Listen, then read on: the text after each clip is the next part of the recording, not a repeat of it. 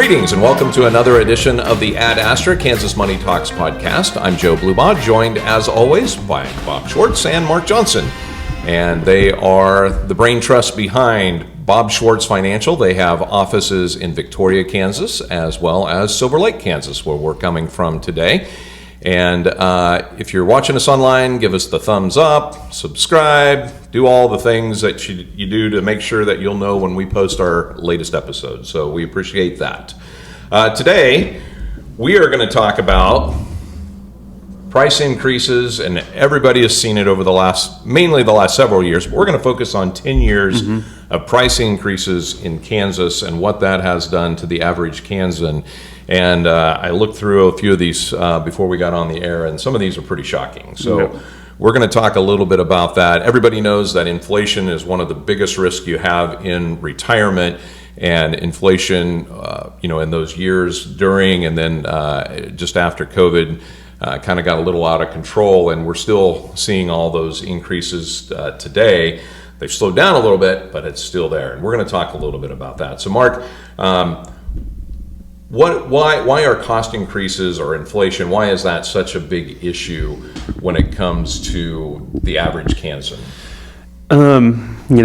First of all, when I was coming up with this episode, I had our intern look up all these numbers, and all that came from just the most common conversation I keep hearing from people when I'm talking about money is, I can't get nearly as much at the grocery store, or I am paying, so and such more in utilities, or my kid's trying to buy a house and you can't even buy a house for X and X. I just keep hearing that. So I had our intern look at some of these numbers and try to find, how has, just in 10 years, what is our average, what are the averages gone up? And really that impacts, we've talked about a ton, budgets, obviously, but also impacts, we're going to look at kind of two different spectrums. It impacts young investors trying to get started in the market, and it's going to impact those pre-retirees / retirees and how they're able to manage their finances in retirement. Yeah, and on that retirement side of things, Bob, as you think of growing up, I always thought if I can hit that $1 million, if I can just get to $1 million, I'll be set. And that's everybody's kind of dream. Well, $1 million just isn't going to get you through very long in retirement today because of that inflation. Yeah, when I got out of school, $50,000 a year was, my goodness, if you could ever make that much, you'd be set for life. And then it became 100. And that's not the number anymore in terms of annual income for a household. And I think it's neat to do 10 years because I tend to talk too much about, my property taxes are higher now than what my house payment was with my first house. And all of us retirees, the age group that I'm in, can relate to that. But when you're talking to a 30-year-old, they don't want to hear about what it was like 40 years ago, but they can sure relate to what it was like 10 years ago. Yeah. So I think this is a great topic. Yeah, and we're actually, one of the things we are going to look at are those taxes and property taxes in particular. But just a little plug, if you haven't seen it, we actually did an episode on property taxes, so go back and look at some of our past episodes and you'll find a little bit where we focus specifically on that. But let's take a second and let's look at some of the numbers that you were able to pull up here. So we're looking at 2015 versus 2025, and we're going to look at a couple of different categories, and we're going to start with the housing market. And if you've watched any episodes before, I'm a realtor, so this is something that I'm a little bit more familiar with. And 29% increase in the housing market from increase between 2015 and 2025. It sure seems like a lot more than that. But when you're talking big numbers, And this is for an average, first home. Yeah, average first home. Yeah, very good. So in Kansas. Yeah, in Kansas. Right. We're talking, everything today is, we're talking about Kansas. Yeah, because if you happen to be watching this and you live on one of the coasts, you're going to think, wow, their numbers are really great. small. I can get that is true. 250 grand. I got a starter house. Wow. Yeah. Real quick side story. When I was in the military, we would travel through Hawaii quite a bit, and I knew a guy that lived in Hawaii, and we stopped in, and he said, hey, you want to come over? We just bought a house. You want to come over? We haven't even moved in. We're fixing it up. You want to see what $1 million will buy in Hawaii? This is just outside of Honolulu. And I went over there, and I was thinking, if this house were in Topeka, this would be a $175,000 house, and it was $900 and just under $1 million there. So yes, we are very blessed in the fact that our real estate is much cheaper compared to other parts of the country, for sure. Yeah. But housing market, 29% increase in 2015. You needed about 193,000 was the average cost of a home. Now you're looking at 249,000. An increase of $55,000. Yeah. So I thought that was interesting, that number that they found underneath, that you need $55,000 more, like, to put down now to get a starter home, pretty much. You know, if you're buying this average home price, not Right. obviously everyone's scenario is different, but that's a significant amount of cash for someone starting out. Well, no, the hard thing is a $200,000 house, 20%, you need 40,000 down. Yeah. Today, you need 51,000 Yep. for that down payment, and that's, you know, a lot of people are buying houses with less than 20% down. But my litmus test is I don't think you should own a house unless you've got 20%. Well, and I think equity. but I think that's become more and more popular as people are just putting the 3%. 3%. Yep, I Yep. see that all the time. Yep, and then you have a couple bad problems in that house, and all of a sudden your house poor, and Yep. And why did we get in trouble in 08?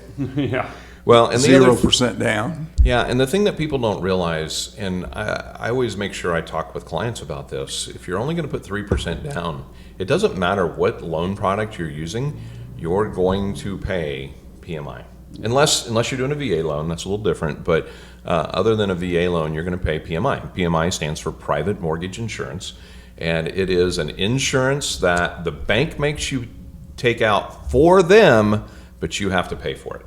And I think anytime I hear the words PMI, I think of somebody lighting a $100 bill on fire. It's and it just 1%. goes Yep. up. Yeah. So, definitely the down payment is a big thing. But here's the other thing, the people, especially those young people that are trying to enter their market now, buy their first home, they're getting double whammied. Not only are home prices, at all-time highs, but the interest rates are so much higher than, not all-time highs by any means, but way higher than we've seen for 20 years. higher than 2015. Yeah, absolutely higher Yeah. than 2015. Yeah. So they're kind of getting double whammied, and home payments are through the roof. Welcome say to the least. 70s. Yeah. 1974, I bought my first house, high interest rate, high inflation. And our generation bought houses that way. Our children's generation got the nice interest rates, and hopefully it looks like the interest rates are going to come down this year. Yep, they do. And but I also don't think we're gonna. This is once again just Joe's opinion, but I don't think we're gonna anytime soon get back to the 2% and 3% interest rates that people got spoiled on. If we can even get down into the 5s, I think people should be happy, because historically the 5s are really good interest rates. Actually, right now the interest rates historically are not bad. Yeah. They're 7.5%. Actually, 6.5 now. They're down to to 6.5. Yeah, I think they're starting to price in. Some of the mortgage companies are starting to price in future drops that may be coming. And and this is not really about the inflation, but where it paints young people in a corner is it's harder to accumulate. There's less ways to do it. There's less avenues to save that type of money. And then they're sitting there going, yeah, I'm just going to put down 3% because this house is potentially going to go up in value, and it's going to cost me 20 grand more in 3 years. Well, and so we got the dog chasing its tail, and then all of a sudden we have a recession. Yeah. And all of a sudden they're sitting in a house that drops 40%. that they only put 3% in, and they can't afford the payment because one of them lost their job. And we put young people into a really risky situation of failure. Yeah, absolutely. And then what happens? Mom and dad step in to help. Where do mom and dad get their money? From their retirement. Yeah, and then they put themselves in jeopardy. And we got to watch that as a country. Yeah, and So- as Kansans. Another thing that hurts when you're in that housing market are utilities. They have also increased quite dramatically. We're looking at about a 14% increase there, which, when you think about that, maybe not as the sticker shock that you're seeing with some of these other categories, but it still adds up. The average Kansan, $432 in utilities in 2015, $492 in utilities in 2025. So extrapolate that over a year, you're looking at about $720 a year more for your utility payments. So And that's probably the one we hear people gripe about Yeah. quite a bit. And because it varies between people to people, and who's your carrier, but also, are you responsible with, turning your lights off? Are you turning lights off? Are you doing it does kind of vary. yeah, and it's actually the next category I want to talk about is my pet peeve, and that's the taxes. Our taxes have increased 28% in Kansas on average from 2015 to 2018. So state and local taxes, $4,236. Kansans were paying on average in 2015. That is up to $5,436. And the part that frustrates me about this is, my opinion again, is it tends to impact our seniors disproportionately because they might have a pension that doesn't adjust to inflation. Right. They might have a nest egg that they planned on X, and now expenses are way over here, and it makes life more difficult for them. What do you see, Bob, with some of your clients that are coming in that talk about the taxes? I would like to see Kansas go to.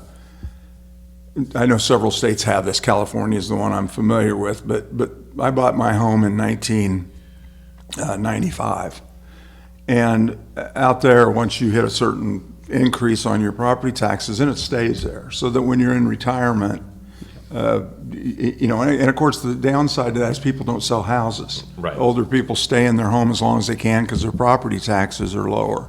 And it probably does make younger people carry more of the weight. But that's one way to help seniors, or to give them the old Homestead Act, give some breaks in there.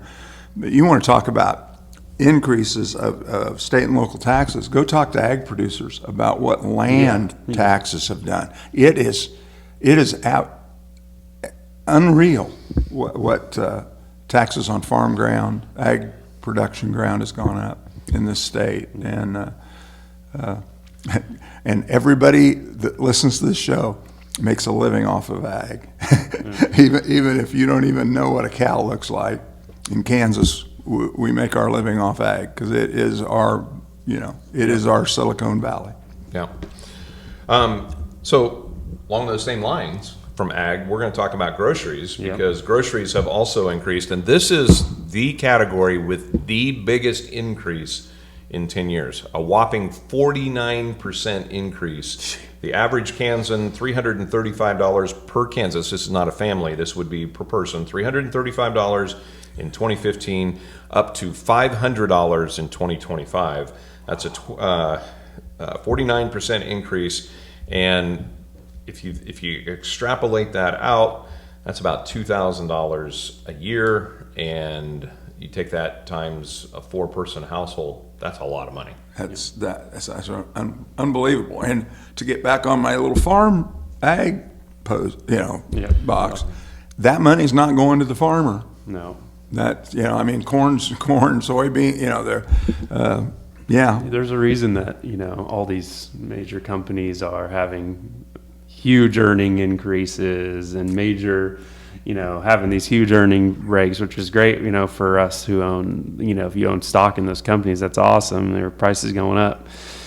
But the negative side is, they're getting that from these price increases that have continued to creep up and creep up and creep up, and we obviously are continuing to buy. Right. And Right. so they're going to keep doing it. Processing and transportation are just hammering us. Because, that's where that 48%'s at. Yep. Yeah. And, And I've always had a very simplistic look at the economy. It's so much more than what I look at, but I think you look at fuel prices. If fuel prices start to go up, it seems like everything goes up with it, Yeah. because everything is tied to energy. And if you get the opportunity where fuel prices go down, it seems like our prices tend to slow down a little bit as well. and let's go to a board meeting. We're sitting in, us three are on a board. Yeah. And we're sitting in there and they're going, our fuel costs are up 23%. We need to increase our freight load fee. And we're sitting there, we're going, yeah. And the CEO of that company, and this doesn't make them bad, but they're thinking this is the time to raise our prices because we've got an excuse. Well, our fuel prices are way up.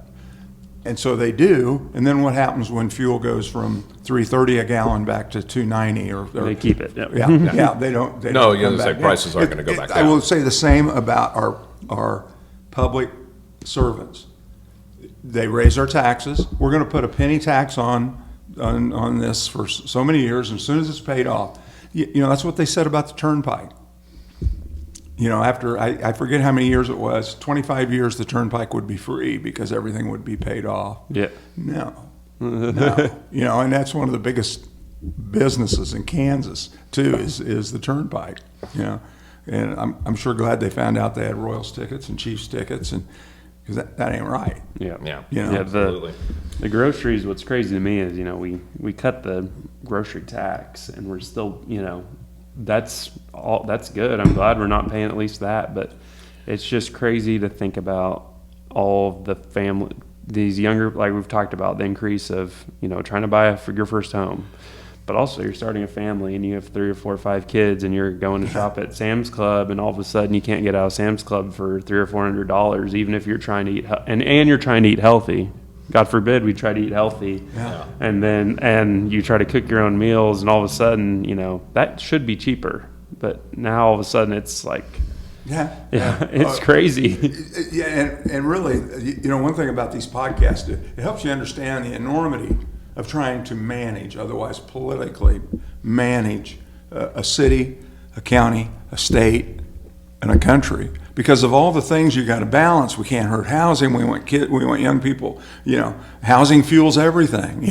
Well, now, gosh, gas can't be expensive. All the things that have to be juggled, and they don't get it right a lot. That's for darn sure. Well, and we're going to move on, because another category, the last category we're going to look at, is kind of everything else, the other consumables. Think clothing, cleaning supplies, just things you need to live every day and around your house. 34% increase there are another huge category. And the average Kansan, that went from $6,407 to $8,596. And that's a pretty significant increase as well. Once again, extrapolate that across a family, and you can start to see why it becomes harder to buy that house, to save for retirement. If you just look at these categories we looked at, and I'm doing some quick math here, you're looking at, not counting the house, just an annual increase of $5,000-$6,000 there. Times a family, that's pretty huge amount. I will say, Joe, that the other consumables, eating out, that's the only place that's controllable of what we've talked about. Yeah, that's a good point. And that is controllable. And Mark hit on eating healthier. You go back to why were there not so many such and such diseases back when I was growing up? Well, our moms cooked, and today when we cook, we're cooking processed food. Generally, I'm talking about the whole population. Yeah. And then if we don't have very much money, if we're on, I forget what they're called, but the coupons to get food. SNAP. SNAP program. the food that is most accessible is probably the most dangerous in terms of people's health. So, like you pointed out, they had victory gardens in World War II, and even when I was a kid, which I was born, quite a ways after World War II, but everybody still had a garden. Everybody had a garden, now, and I don't have a garden. Haven't had a garden for years, but there's not a lot of gardens in Silver Lake. The one thing I think of the other consumables I always, when I taught social studies or when we went to econ, we'd always look at one thing, constants, and one constant in America we like to look at is like McDonald's and their pricing, and they're the different, the 70s, 80s, 90s, and you can kind of see, it's kind of interesting, to show inflation because it's a constant. And McDonald's, go and eat with your family, and let's say if you go and all 2 kids, a Happy Meal, and you get 2 meals, that's easily $30 now, easily. Yeah. And I'd say even 10 years ago, that number is probably closer to under $20, $18, $19, I'd say. But yeah, it's easily over 30. And if you want to get any deals at back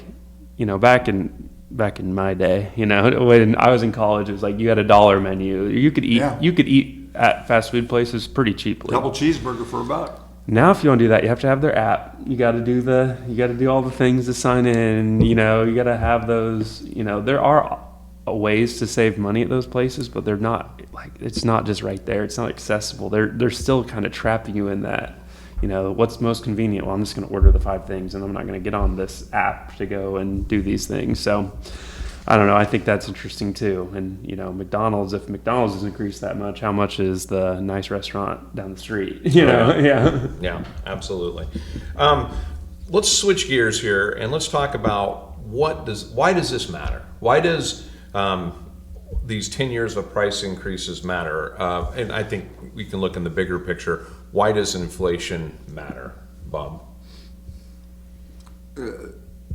It matters because it eats away. Inflation is the one thing that affects everybody. Yep. We kind of hit that, but I mean, it affects Elon Musk. It affects somebody on the street, with nothing, because everything costs more. So inflation is a cancer on a society, and the lower inflation can be kept, as long as it's not artificial, the lower inflation can be kept, probably the better for that economy, because then people can take their money and put it to work in the economy as opposed to feeding the economy. They can invest in the economy.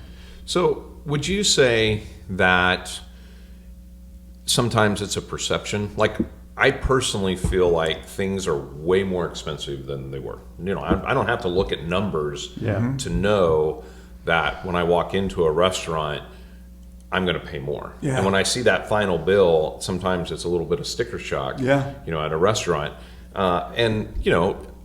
it even myself, where I have some expendable income, I kind of feel like, ooh, I maybe need to slow down a little bit because it's way more expensive than it used to be.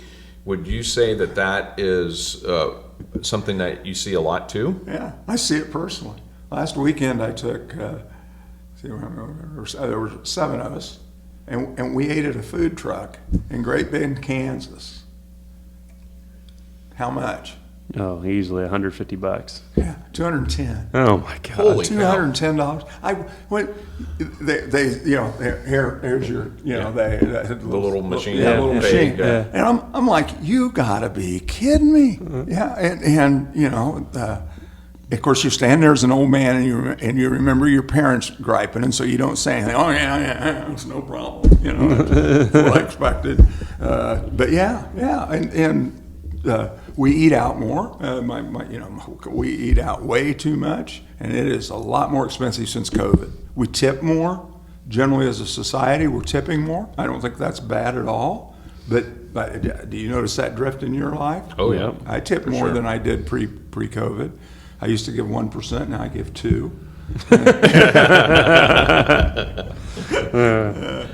But yeah, inflation is it's a psychological thing. Yeah, and you notice it. The other thing, Joe, I will tell you, you notice it more as you get older, because my mother used to talk about milk was a quarter for a gallon, and I'd be like, yeah, right, who cares? Well, when I got out of college, milk was $1 a gallon. You relate back to about when you started your family. And so you're now in your 50s, and you're going, God, that used to be, where that doesn't hit Mark like that. Yeah. But believe me, when you're 74, you're going to go, oh, this dang inflation's, But the psychological side of that, though, is if as you see these massive price increases like we've seen, then you start to, as the average American starts to pull back a little bit, and then doesn't that compound a little bit, because now there's less money going in the economy because people feel like, ooh, I need to, maybe that discretionary spending that I was going to do, now I'm not going right. to. And that's what slows down inflation. That's why they raise interest rates to stop purchasing, and that slows down inflation, because inflation is fueled by consumer spending. Yeah. And we don't seem to be able to get a handle on consumer spending because people can get credit, Yep. whether they deserve it or not. Yep. The one thing I think that's as a younger person with all this is a lot of times, especially in the public sector, people's salaries are not outpacing inflation. As a former teacher, there was almost never a year where we got a big raise, and a lot of times I felt, and it's not like I'm not trying to talk bad on the school district, because I feel like they gave the raise they could. Right. They just didn't have the funding, and I feel like that's a lot of school districts. They don't have the money.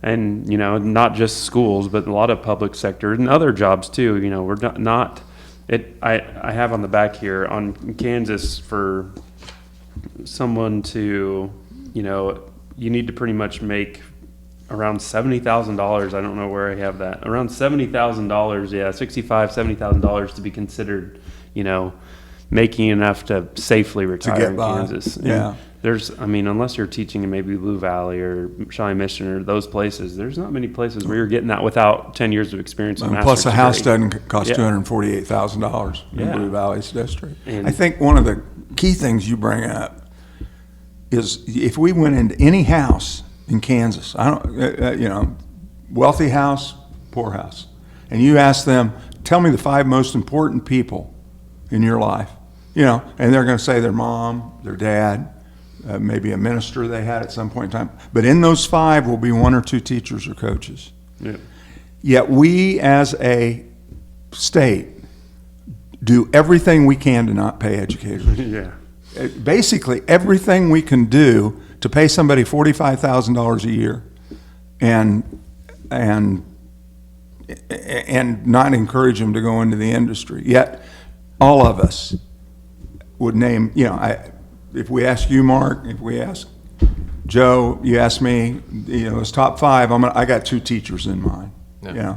and how much they meant to me. And my mother, who would be on that list, was also a teacher. So, and it just amazes me, and what you say, how I think if we went into everybody's house and says, is that really how you want teachers to be? They go, well, no. But here's the problem. You go full circle. How do we pay our teachers? Taxes. Property taxes. Yeah. Property taxes. And we already have said our property taxes are out of control, and we're pricing people out of their homes with property taxes.